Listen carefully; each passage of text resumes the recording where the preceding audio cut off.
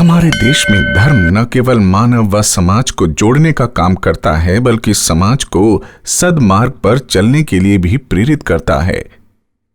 जिससे समाज में समरसता एवं भाईचारे को भी बढ़ावा मिलता है। हमारे देश में विभिन्न धर्म एवं पंथ के अनुयायी रहते हैं, जो अपनी धार्मिक आस्था के लिए मंदिर, मस्जिद, गुरुद्वारे एवं अन्य धार्मिक स्थलों में जाते हैं, जहां वे ईश्वर से तारतम्य स्थापित करते हैं।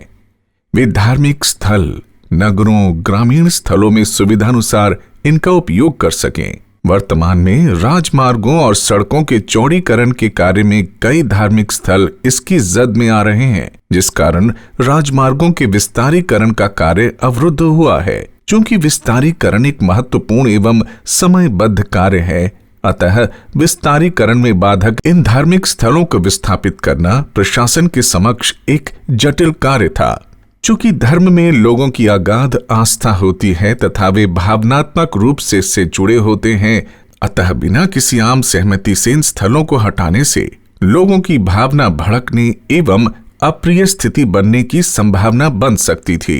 इस तथ्य को ध्यान में रखकर जनपद में स्थित धार्मिक स्थलों के धर्म गुरुओं, गणमान्य नागरिकों, जनप्रतिनिधियों के मध्य विस्तार से राजमार्गों के विस्तार पर गहन चर्चा की। चर्चा के कई दौर चले तथा अंत में सभी की आम सहमति से यह निर्णय हुआ कि देश के विकास में राजमार्गों का विस्तारीकरण अति आवश्यक है तथा इस हेतु जहां जहां भी धार्मिक स्थल राजमार्ग में अवरोध पैदा कर रहे हैं, उन्हें पूर्ण धार्मिक निष्ठा व आस्था के साथ चिन्हित स्थलों पर नए व भव्य रूप में स्थापित किया जाएगा।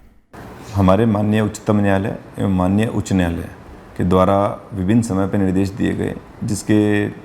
अगर समरी के तौर पे जो हमारे दो चीज़ ऐसे थे जो धार्मिक हमारी भावनाओं से जुड़े हुए थे और धार्मिक संरचनाएं, वो चाहे हमारे मंदिर हों, मस्जिद हों, गुरुद्वारे हों, हमारी एक चर्च हों, ये सभी संरचनाएं उसके अंदर आती हैं। हमारी मोर देन 70 इस प्रकार की बड़ी और छोटी स्ट्रक्चर्स हटाई जा चुकी हैं और जो बाकी बची हुई हैं उनको भी 100% जो इस प्रकार की हैं उनको पब्लिक के द्वारा, उनको विभिन्न धर्म के जो अनुयायी हैं उन लोगों के द्वारा स्वयं उस चीज़ को समझ करके और माननीय उच्चतम न्यायालय और माननीय उच्च न्यायालय के आदेशों का न केवल अनुसरण करते हुए उसको समझ करके अच्छे ढंग से प्रेज भी करते हुए कि हमारे ही, अगर देखें तो हमारे ही हक के लिए है। अतः इस निर्णीत कार्य योजना के साथ जनपद में कुल लगभग 70 धार्मिक संरचनाओं का ध्वस्तीकरण और विस्थापन किया गया। इसी तरह धार्मिक स्थलों में लगे लाउड स्पीकरों से होने वाले शोर से वृद्ध, बीमार तथा विद्यार्थियों को कई बार समस्याओं का सामना करना पड़ता था। इस संदर्भ में माननीय न्यायालय के निर्णय के अनुपालन के क्रम में